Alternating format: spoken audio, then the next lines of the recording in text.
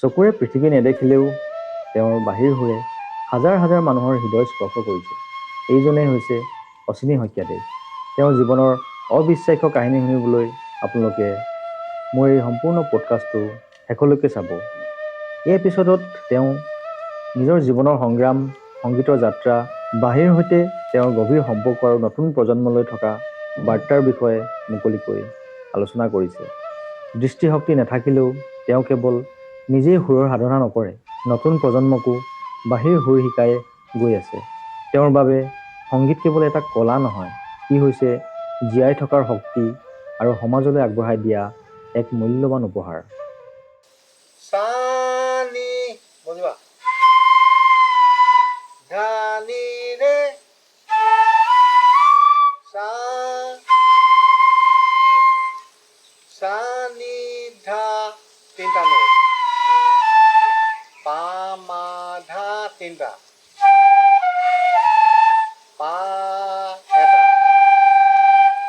মা মা মা তিনটা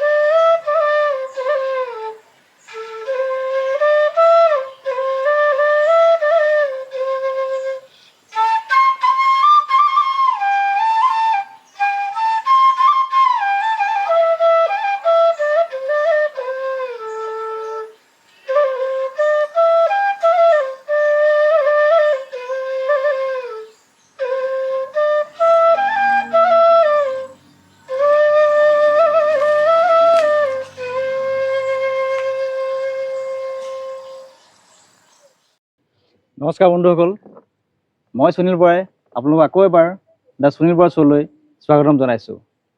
আজি আৰম্ভণিতে আপোনালোকে গম পালেই আমি এনে এজন ব্যক্তিক আমাৰ অনুষ্ঠানলৈ আগবঢ়াই লৈ আহিছোঁ, যিজন দৃষ্টিহীন হ'লেও তেওঁৰ বাঁহীৰ সুৰেৰে আমাৰ সকলোৰে মন প্ৰাণ জয় কৰিব পৰা আমাৰ ডিব্ৰুগড়ৰ চান্দৈ পথাৰ হিলধি গাঁৱৰ ব্যক্তি অশ্বিনী শইকীয়াদেৱ। আজি তেওঁৰ বাসগৃহত মই উপস্থিত আছোঁ। তেওঁৰ পৰা আমি জানিব চেষ্টা কৰিম তেওঁৰ জীৱন সংগ্ৰাম, তেওঁ বাঁহীৰ সুৰৰ এই যাত্ৰা কেনেদৰে আৰম্ভ কৰিছিল, কেনেকৈ তেওঁ এই দৃষ্টিহীন হ'লেও কেনেদৰে তেওঁ এই সংগ্ৰাম চলাই গৈছে এই ক্ষেত্ৰখনত, তেওঁৰ পৰা আজি আমি জানিব চেষ্টা কৰিম। আহকচোন বন্ধুসকল। অজিত দা হয়, স্বাগতম জনাইছোঁ আপোনাক ধন্যবাদ। আমাৰ অঞ্চললৈ। প্ৰথম আপোনাৰ শৈশৱৰ পৰাই জানিব চেষ্টা কৰিম। হয় হয়। আপোনাৰ জন্ম ক'ত বা কেনেকৈ পাৰ কৰিলে শৈশৱকাল? মোৰ প্ৰথমতে এইটোৱে ক'ব বিচাৰোঁ, প্ৰথম মানে আমাৰ দেউতাই আমাৰ এটা বাগানত চাকৰি কৰিছিলে। হয় তেতিয়া আমি ষ্টাফ কোৱাৰ্টাৰত আছিলোঁ। তেনেকুৱাতে মানে আমাৰ গাঁৱৰ মানে সমাজৰ পৰা অকণমান ছাইডত আঁতৰি থাকিব লগা হৈছিলে। সেইটো হিচাপত মানে ক'বলৈ গ'লে তেতিয়াই মইতো ক'ব নোৱাৰোঁ, হয় জন্ম 6 মাহমান হৈছিলে, তেনেকুৱাতে সেই বসন্ত দেখা দিছিলে। অঁ বসন্ত দেখা দিওঁতেই তেতিয়া তাৰমানে মাহঁতে নেজানি পেলাই মানে ঘামচি ওলাইছে বুলি মানে সৰুৱাই দেখা দিছিলে। সেই সৰুৱাই দেখা দিওঁতে ঘামচি ওলাইছে বুলি মানে ঘামচি পাউডাৰ দি দিলে, তাৰপিছত চাবোনেৰে গা ধুৱাই দিলে। সেই তেতিয়াৰ পৰাই মানে মোৰ চকুৰ অসুবিধাটো আহি পৰিলে। তাৰপিছত আপুনি ডক্তৰ বা এনেকুৱা কিবা হয় পৰামৰ্শ হয়, গ্ৰহণ ডক্তৰ কৰিছিলেনে? চিকিৎসা বিশেষ কৰিবলৈ লৈ গৈছিলে বাৰু। হয় ডক্তৰে ক'লে তেতিয়া বোলে সিহঁতৰ বহুত সৰু হৈ আছে, অলপ অপাৰেশ্যনটো কৰিবলগীয়া হ'লে অন্ততঃ বোলে 10-12 বছৰমান লাগিব। হয় সেই তেনেকৈ ডক্তৰে কোৱাত আৰু আমি ৰৈ যাব লগা হ'ল আৰু। মা দেউতাহঁতে তেনেকৈ আৰু ডক্তৰৰ ওচৰলৈ মানে চিকিৎসা কৰিবৰ কাৰণে নিনিলে আৰু। এতিয়া আপোনাৰ পৰিয়ালত এতিয়া কোন কোন আছে আপোনালোক? আমাৰ পৰিয়ালত মুঠতে আমি এতিয়া ল'ৰা এটি আছে আৰু আমি মা দেউতাক। তাৰপৰা আমাৰ হয় ককাই ভাই আছে 4জন। হয় মই এটা মানে 3 নম্বৰ হয়, আৰু মোতকৈ দাদা ডাঙৰ 2জন আছে আৰু ভাইটি এজন আছে। হয়, আপুনি এতিয়া ইমান দিনৰ পৰা এই সংগীতৰ সাধনা কৰি আছে, হয় বাঁহী সুৰৰ ক্ষেত্ৰতেই হওক বা সংগীতৰ ক্ষেত্ৰখনতেই হওক, হয়। আপোনাৰ অসুবিধাৰ সৃষ্টি নহয়নে? অসুবিধা যথেষ্টখিনি হয়, কিন্তু মই অসুবিধা হ'লেও তাৰ ভিতৰতে তাৰমানে কিছুমান অসুবিধা মই দূৰ কৰি তাৰমানে অলপমান বেছিকৈ মন দি অলপ শুনিবলগীয়া হয়। আৰু মই বিশেষকৈ যেতিয়া নেকি লিখা পঢ়া কৰিব নোৱাৰোঁ, লিখিব নোৱাৰা দুখত বা গোটেইখিনি শুনি কৰিব লগা হয়, সেই হিচাপেই মানে মই শিক্ষাবিলাক মানে প্ৰথমতে ল'ব লগা হৈছিল। মোৰ গুৰু উপেন ফাংচু, তেখেতৰ ঘৰত থাকি ল'বলগীয়া হৈছিল। আৰু তেখেতৰ ঘৰতে তেতিয়া মোক শিকাওঁতে তেখেতে ধৰি লওক মোক কৈ যায়, সেই কোৱা ভাগে মই শুনিয়ে তেনেকৈ আৰু ক্লাছিকেলটো তেনেকৈ ছাৰৰ সেইটো কিমান ওচৰত চনৰ শিকা। কথা? সেইটো প্ৰায় ক'বলৈ হ'লে মানে 79ৰ কথা এইটো। 79ৰ কথা। হয় হয় হয়। আপোনাৰ প্ৰথম গুৰু কোন আছিল বুলি ক'লে?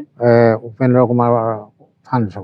তেওঁ আমাৰ ডিব্ৰুগড়ৰে আছিলে নহয়? ডিব্ৰুগড়ৰে বুলি ক'ব লাগিব, মানে তেওঁ ইয়াতে মাটি বাৰী কৰিলে আৰু ঘৰ দুৱাৰ এনেই সিহঁতৰ আগত ঘৰ আছিলে মানে হেৰিয়াত গুৱাহাটী চন্দ্ৰপুৰ বুলি জেগা এডোখৰ, চন্দ্ৰপুৰ হয়। হয় হয়, তাত আছিলে। আমাৰ ডিব্ৰুগড়ৰ মানে আকাশবাণী কেন্দ্ৰত মানে তেওঁ বাঁহী বাদক হিচাপে তেওঁ ইয়াতে চাকৰি কৰিছিলে। অঁ আৰু তেখেতে মোক লগ পালে কেনেকৈ, মই মানে যেতিয়া সেউজীশ্বৰলৈ যাওঁ, মোক এই পোনা শইকীয়া নামৰ এজন শিলধাৰী, মানে ৰেডিঅ'ত মানে তেওঁ পিয়ন চাকৰি কৰিছিলে। আচ্ছা। পিয়ন চাকৰি কৰাত তাৰমানে তেতিয়া আমাৰ অঞ্জনা বৰুৱা বাইদেউ, তেখেত ক'লে বোলে কোনোবা গাঁৱত যদি বোলে এনেই পিছ পৰি থকা যিকোনো মানে ইনষ্ট্ৰুমেণ্ট বজোৱা ল'ৰা কোনোবা আছে নেকি, এজনক লৈ আহি পেলাই আমাৰ ইয়াতে ৰেকৰ্ডিং এটা কৰিব লাগিব বোলে, তুমি লৈ আহিবাচোন এনেকৈ বুলি ক'লে। তেনেকৈ মোক পোনা শইকীয়াই মানে সেই শিলধাৰী হয় তেখেতে মানে মোক লৈ গ'ল আৰু লৈ গৈ তাতে আমাৰ মানে সেউজীশ্বৰত প্ৰথম মই মানে বাঁহী পৰিৱেশন কৰিছিলোঁ আৰু। আচ্ছা, প্ৰথম বাঁহী পৰিৱেশন আপুনি সেউজীশ্বৰত হয় হয় হয় কৰিছিলে। হয় তাৰপিছত আপুনি আকৌ ৰেডিঅ' হয় বাদ্যযন্ত্ৰী হিচাপে হয় হয় হয় হয়। এতিয়া তাৰপিছত মানে সকলোৱে মোক মানে ধৰি লওক এই সেউজীশ্বৰত মানে বাঁহী বজোৱা লৈ পেলাই চবেই গম পালে আৰু চিনি পালে আৰু। মানে সেইটো এবাৰ ব্ৰডকাষ্ট হৈ গ'ল, মাজে মাজে ব্ৰডকাষ্টিং হৈ থাকে। তেনেকেই আৰু ৰেডিঅ'ত বজাই বুলি গম পালে আৰু তেতিয়া সকলোৱে মোক মানে আদৰি ল'লে আৰু মানে কেতিয়াবা হুঁচৰি গাবলৈ গ'লে হুঁচৰিটো যোৱা হয় আৰু মোক চবেই সকলোৱে ভাল পায় আৰু সেই তেনেকুৱা ধৰণৰ আৰু। এতিয়া আপুনি ডিব্ৰুগড়ৰ লগতে অসমৰ বিভিন্ন ঠাইত আপুনি যাবলগীয়া হৈছিল চাগে তেতিয়া? ৰাইজেতো আপোনাক বহুত হয় মৰম হয়, কৰিছিল। তেতিয়া ৰাইজে প্ৰায় বেছিকৈ চিনি পালে তেতিয়া আৰু। হয় তেখেতলোকৰ ধৰি লওক এতিয়া ষ্টুডিঅ' কামত কেতিয়াবা যাব লগা হয়, ধৰি লওক ষ্টুডিঅ'ত আজি বোলে বিহু ৰেকৰ্ডিং এটা আছে, সেই বিহু ৰেকৰ্ডিং কাৰণে যাবলগীয়া হ'লে তেনেকৈ তেখেতলোকে ঘৰৰ পৰা মোক লৈ যায় উম, আৰু লৈ মেলি আকৌ তাত বজোৱা মেলা হৈ গ'লে মানে আকৌ সিহঁতি মোক ঘৰত থৈ যায় মানে তেনেকুৱা ধৰণৰ আৰু ষ্টুডিঅ'টো কামো মানে প্ৰায় কৰা হৈছিলে কৰা আৰু হৈছিল। এতিয়া আপোনাৰ মনত থকালৈকে ধৰি লওক আপুনি কেছেটৰ সেই সেনেকুৱা ষ্টুডিঅ'ত ৰেকৰ্ডিং কৰা কিমান মান গানত আপুনি সংগীত কৰিলে? হয় 200-300 মান গানত বজোৱা হৈছে। 200-300 মান, হয় হয় হয় 200-300 মান গানত আপুনি হয় হেৰি হয় কৰিছে, হয় হয় পৰিৱেশন কৰিছে। হয় হয় হয় আপোনাৰ সেই সময়খিনিৰ পৰা এতিয়ালৈকে হয় আপোনাৰ ভাল লগা এটি সুৰ আমাক বজাই শুনাব নেকি? আপোনাৰ প্ৰথমতে ভাল লগা সুৰ এটি। হয় হয় হয় মই গীত এই ডক্টৰ ভূপেন হাজৰিকা হয়। তেখেতৰ বুকু হম হম কৰে এই গীতটোকে বজাইছোঁ বাৰু।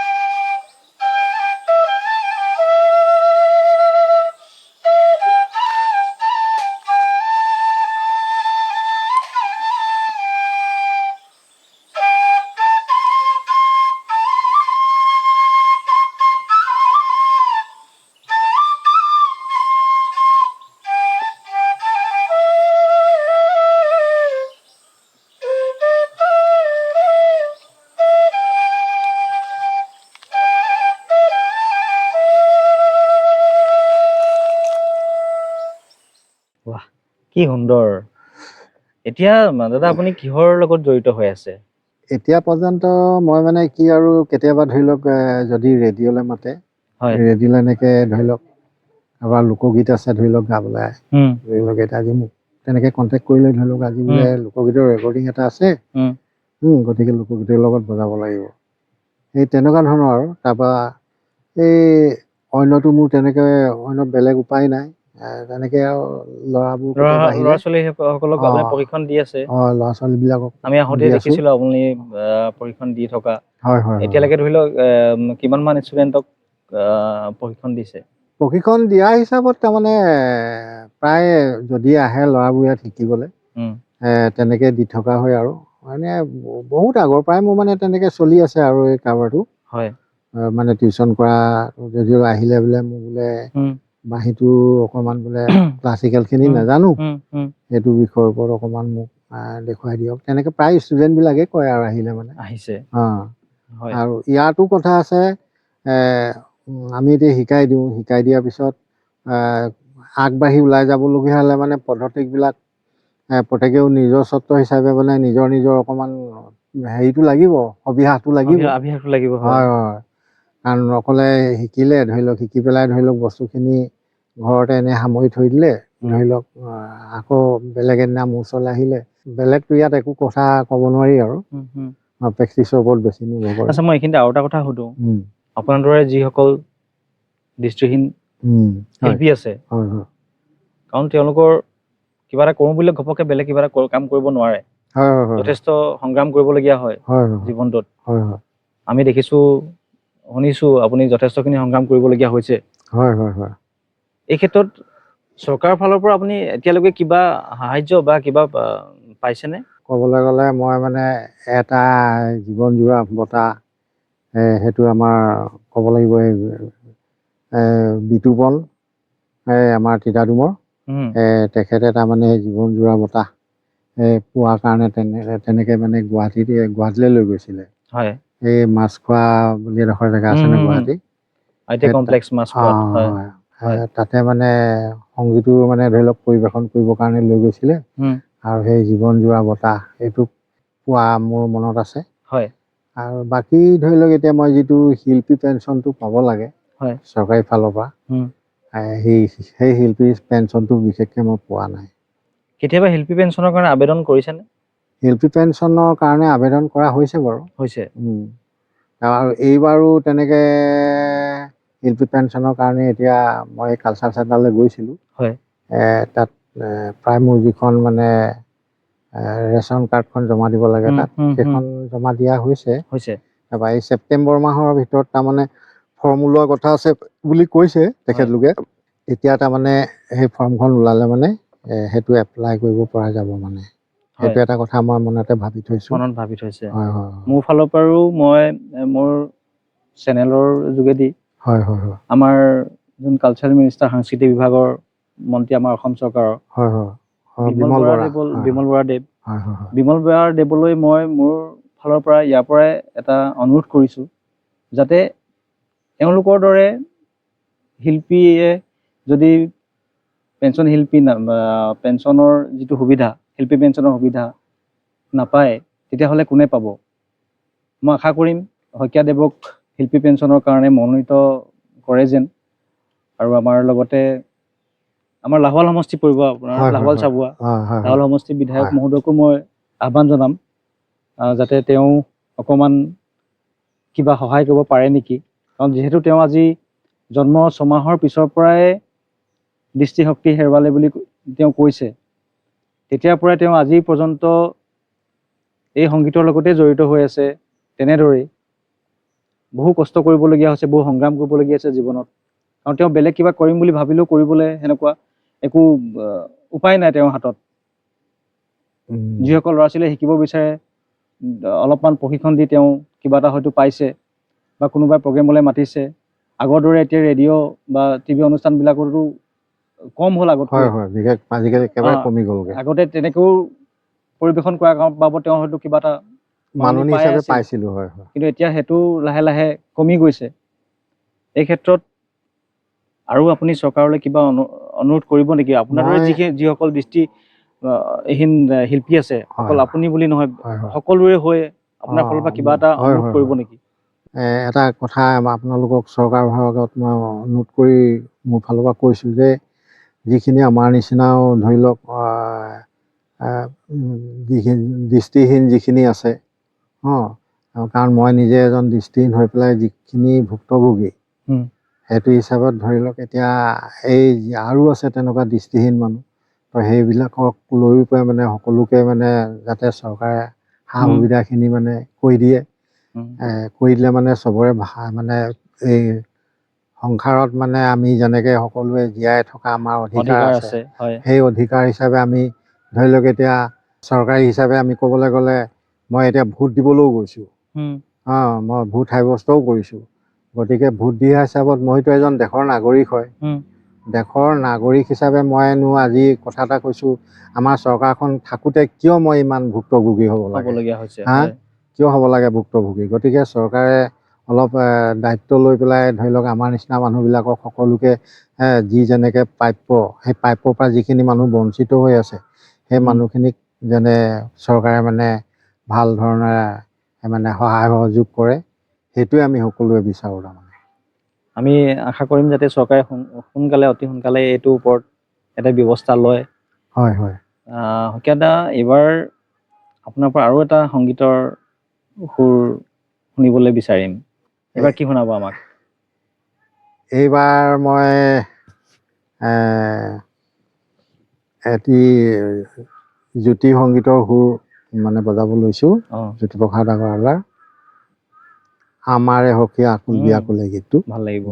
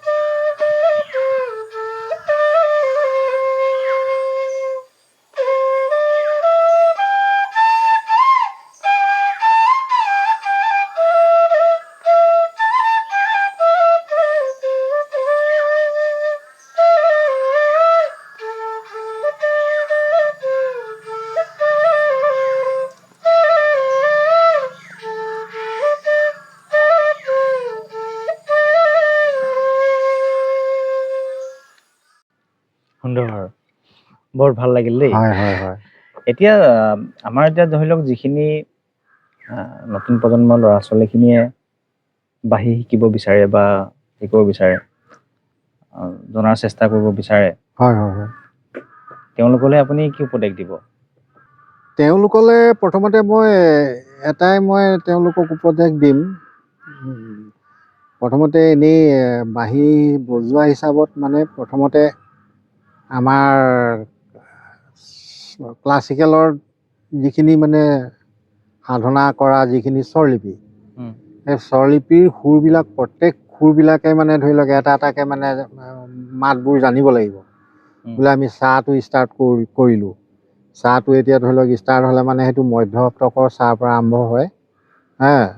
গতিকে চা ৰে গা মা পা ধা নিচা এইকেইটাৰ মানে সুৰবিলাক প্ৰায় সিহঁতক প্ৰত্যেকটো সুৰে তাৰমানে মনত ৰাখিব লাগিব বুলি এই ধৰণৰ সিহঁতক প্ৰশিক্ষণ দিয়া হয়।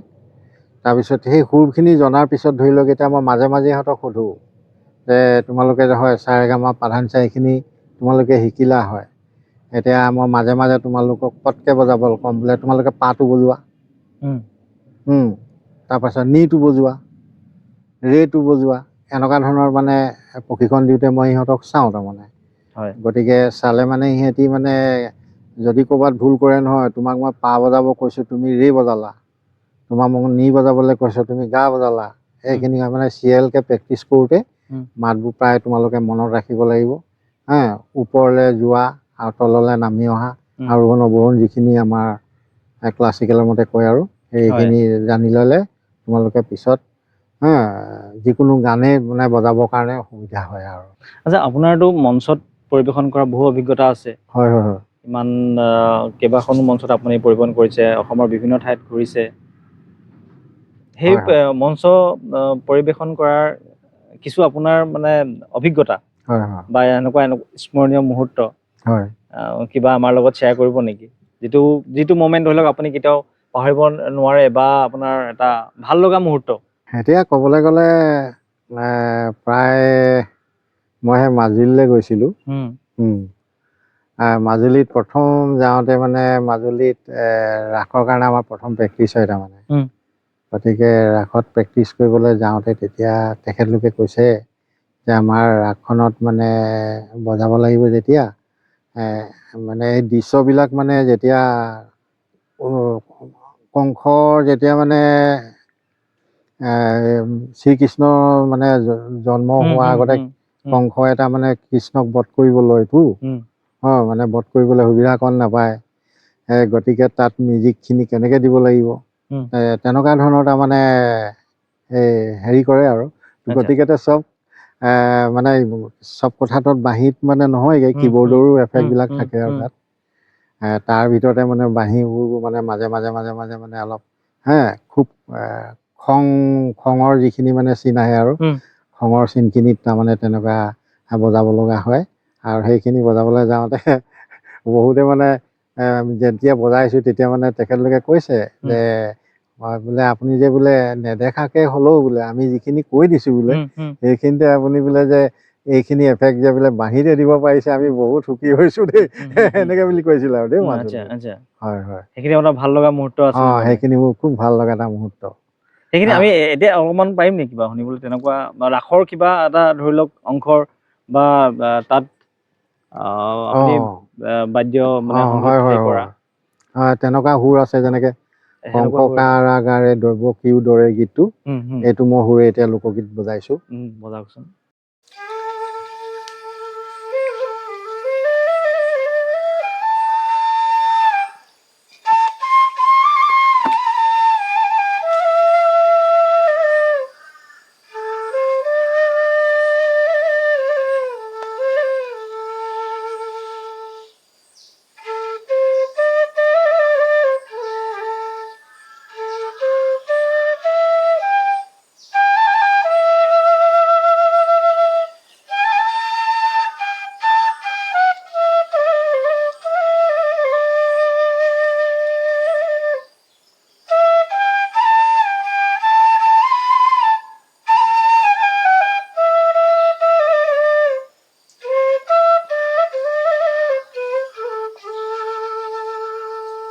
এইখিনি সুৰটো অকণমান ভুল হৈছে দেই, মই অকণমান বেক কৰিছোঁ।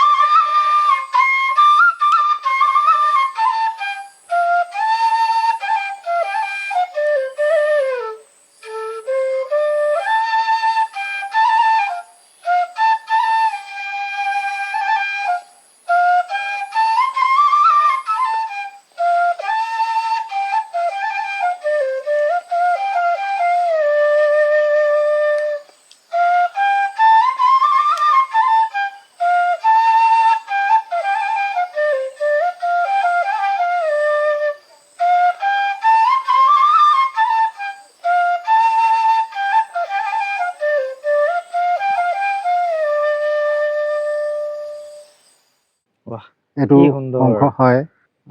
এই সুৰটোৰ লগত তাৰ কি তাৎপৰ্য আছিল ৰাসৰ? মানে ৰাসখনৰ প্ৰথমতে যেনে কংস কাৰাগাৰত মানে ধৰি লওক এতিয়া বাসুদেৱ দৈৱকী হয়।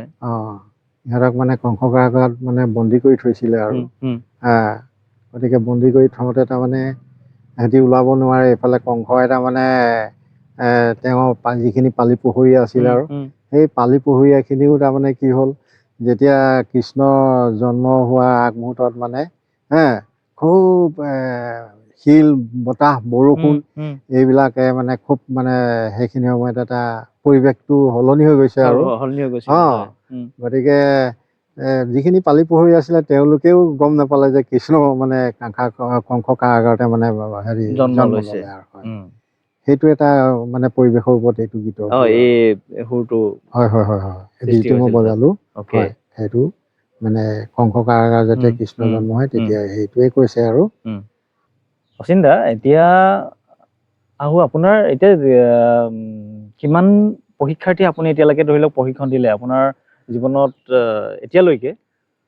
বেছিভাগ মোৰ ষ্টুডেণ্ট প্ৰায় 79-80 ইমান চনৰ পৰাই তাৰমানে মোৰ ওচৰত মানে ল'ৰাবিলাক শিকিবলৈ অহা দেই। এতিয়া বহুতবোৰ ল'ৰা মানে সাধাৰণতে শিকিলে।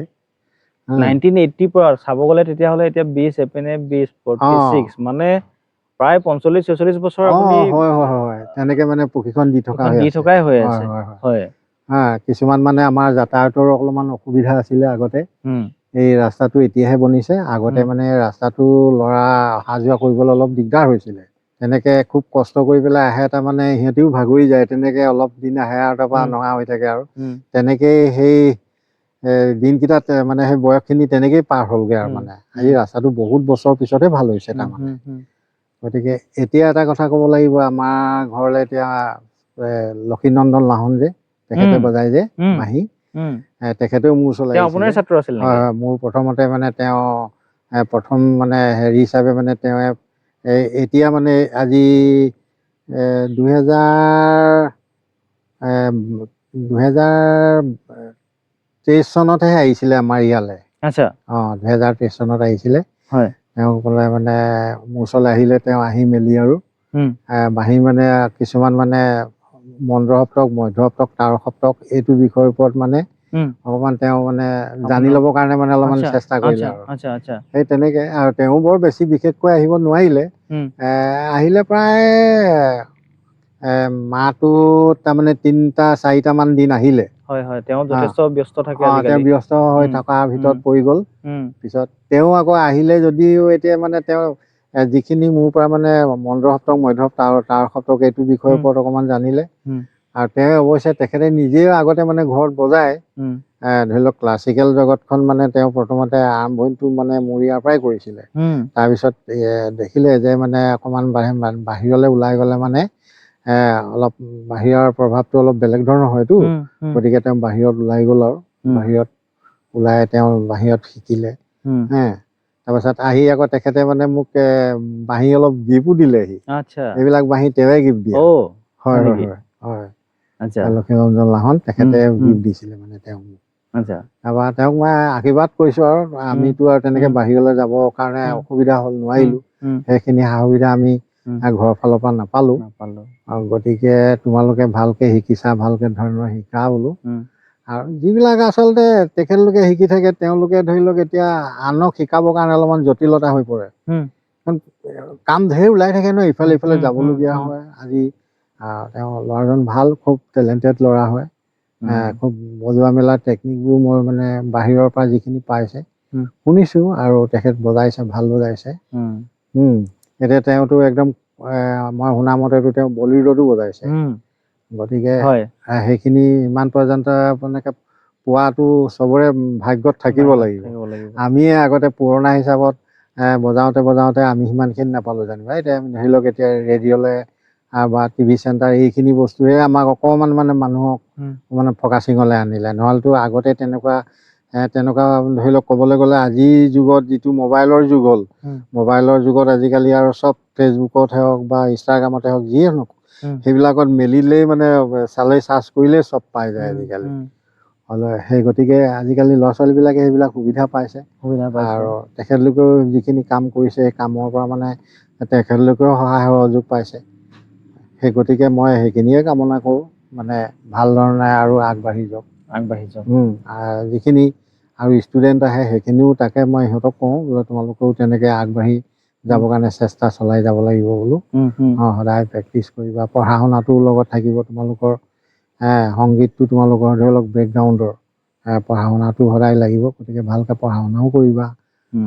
আৰু সংগীতৰ দিশটো তেনেকৈ আগবঢ়াই লৈ যাব লাগিব বুলিয়ে আৰু সকলোকে কওঁ।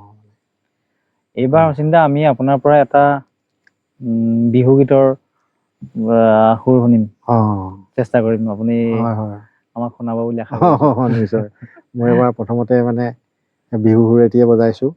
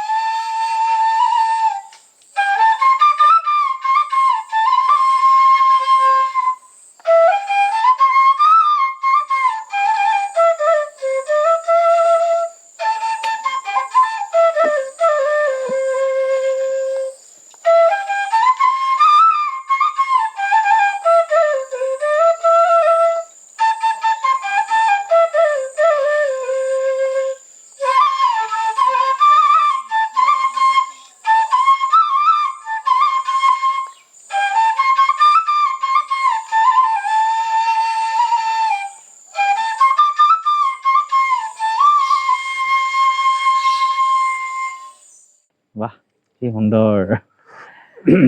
অচিন্তা, এতিয়া আপোনাৰ দৈনন্দিন জীৱনত যথেষ্টখিনি আপুনি সন্মুখীন হ'বলগীয়া হয় বিভিন্ন ক্ষেত্ৰখনত। আপুনি কেনেদৰে চলাই নিছে? কিছুমান কথাত মানে সন্মুখীন হ'ব লগা হয়, গতিকে তথাপিতো যিখিনি আমাৰ চৰকাৰী ফালৰ পৰা ধৰি লওক এতিয়া অৰুণোদয় সেইটোতো আৰু সকলোৱে পায়। হয়। তেনেকৈ চৰকাৰৰ কিছুমান পইচা পোৱাৰ কাৰণে অলপমান ৰ'ব লগা হয়। মোৰ পৰিবাৰে পায়। এতিয়াতো হয়, গতিকে এতিয়া সেইবিলাকৰ পৰাও অকণমান মানে অৰুণোদয় এতিয়া মানে সেইখিনি পোৱা নাই। আকৌ চৰকাৰে এতিয়া কেতিয়া মানে এইটো পদক্ষেপ ল'ব, মাজতে এইবিলাকো অকণমান ব্ৰেক হৈ আছে, মানে পোৱা নাই। গতিকে টিউচনটো কৰা যায়, কাৰোবাৰ ফিজটো ধৰি লওক পাবলগীয়া ফিজ মানে যেনেকৈ দিয়ে আৰু তেনেকৈ লৈ চলাব কৰিব লগা হয়। আৰু আগতে ধৰি লওক ৰেডিঅ'ত দুই এটা যি প্ৰগ্ৰামৰ মানে পইচা পোৱা যায়, সেইখিনি পইচা মানে ধৰি লওক এতিয়া বেংকত যদি একাউণ্টত জমা হৈ আছে, খুব টানত পৰিলে মানে তেনেকৈ আনিব লগা হয় আৰু সেই তেনেকেই চলিবলগীয়া নিচিনা হৈছেগৈ আৰু। হয় হয়, বেলেগটো আৰু বেলেগ উপায় নাই আৰু মানে। গতিকে সেই ঘৰখনতো আৰু কিছুমান অসুবিধা হয়।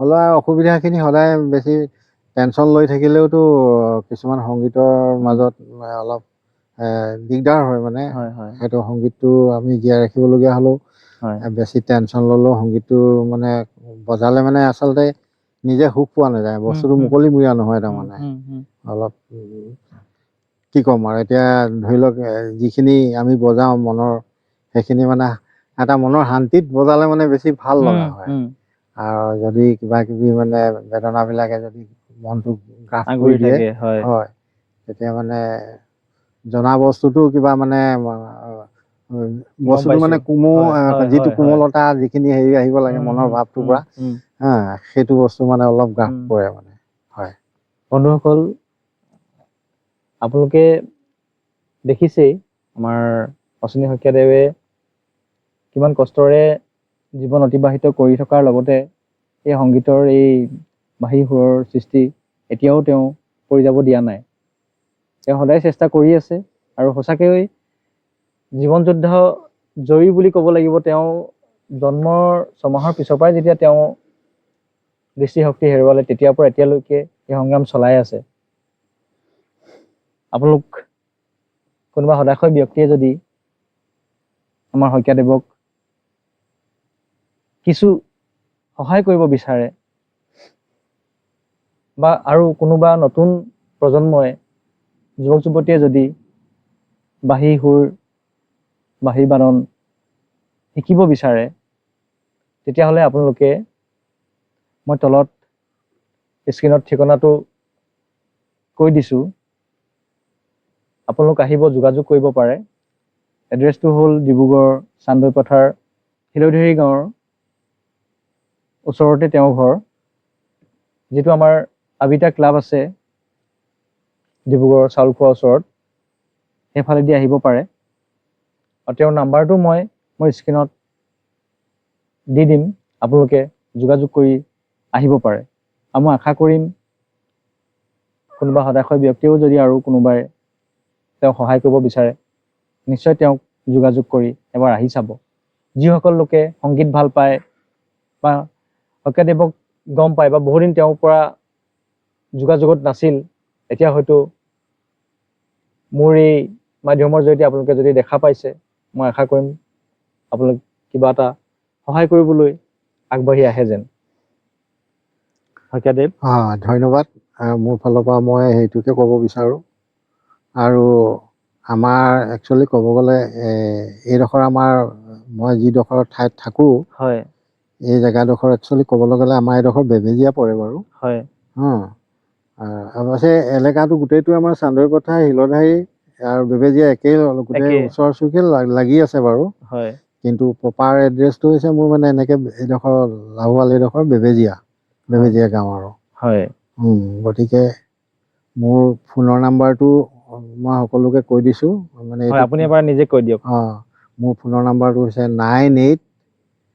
9859325830 এইটো ফোনত মানে মোক যোগাযোগ কৰিব পাৰিব আৰু কোনোবা যদি যাৰ শিকিবলৈ হেঁপাহ আছে গতিকে তেওঁলোকে আহি মোক ফোনত যোগাযোগ কৰিলে মানে মই তেখেতলোকৰ লগত কথা বতৰা পাতি মেলি মই শিকাই দিয়া যিমানখিনি মই জানো আৰু সেইখিনি মানে শিকাই দিয়াত সদায় মই আগ্ৰহীত আৰু হয় শইকীয়াদেৱ এইবাৰ আমি অনুষ্ঠানটো সামৰিম আপোনাৰ এটি ভাল লগা আৰু সুৰ যিটো সুৰ আপুনি মঞ্চত কেইবাবাৰ ধৰি লওক পৰিৱেশন কৰিছে বা আপুনি ভাল পায় হয় হয় এনেকুৱা এটা সুৰেৰে আমাৰ অনুষ্ঠানটি আজি সামৰিম হয় হয় আপুনি আমাক কোনটো সুৰ শুনাব মই এতিয়া এইবাৰ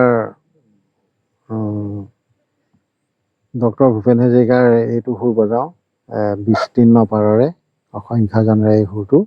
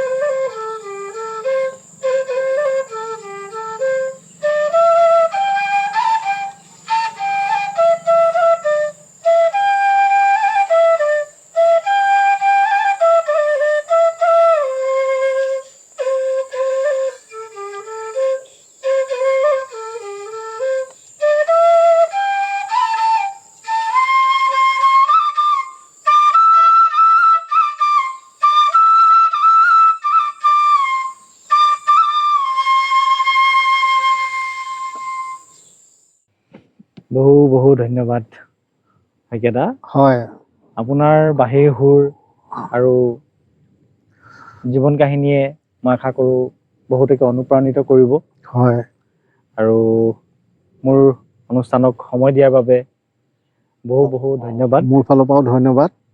গতিকে সুনীল বৰা চৌ তেখেতৰ চেনেলৰ সহায় সহযোগীৰে আজি মই তেখেতলোককো লগ পালোঁ।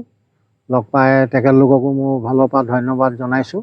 ধন্যবাদ। আৰু ভৱিষ্যতলৈকে এনেদৰে আকৌ মাজে সময়ে কেতিয়াবা লগ পাই থাকিম। নিশ্চয় লগ পাম। আজিলৈ ময়ো আজি যিমানখিনি মোৰ অনুষ্ঠানৰ বিষয়টোৰ ওপৰত মই তেখেতৰ লগত কথা বতৰা পাতি বা তেওঁ মোক সকলোৱে মানে এইটো চেনেলৰ যোগেদিয়ে গীত মাত সুৰ শুনিলে আৰু মোৰ ফালৰ পৰা মই সেইভাগেই সকলোকে আৰু মই যাতে ষ্টুডেণ্টখিনিক মানে আগুৱাই লৈ যাবৰ কাৰণে সকলোৰ পৰা মানে সহায় সহযোগী পাওঁ, সেইটো ফালৰ পৰা মোৰ ফালৰ পৰা সকলোলৈ ধন্যবাদ থাকিল। নমস্কাৰ। হয় হয় বন্ধুসকল, চকুৰে পৃথিৱী নেদেখিলেও অশ্বিনী শইকীয়াদেৱে আমাক দেখুৱাই দিলে সপোন দেখিবলৈ চকুৰ প্ৰয়োজন নহয়, প্ৰয়োজন হয় সাহস, অধ্যৱসায় আৰু আত্মবিশ্বাসৰ। তেওঁৰ জীৱনৰ কাহিনীয়ে যদি আপোনাক অলপো অনুপ্ৰাণিত কৰিছে তেন্তে এই এপিছ'ডটো লাইক, কমেণ্ট আৰু শ্বেয়াৰ কৰিব। আপোনাৰ এটা শ্বেয়াৰে হয়তো আন এজনক নতুনকৈ জীয়াই থকাৰ সাহস দিব পাৰে। এনে অনুপ্ৰেৰণাদায়ক ব্যক্তিৰ কাহিনী লৈ আমি পুনৰ আহিম দ্য সুনীল বৰা শ্ব'ত। ধন্যবাদ।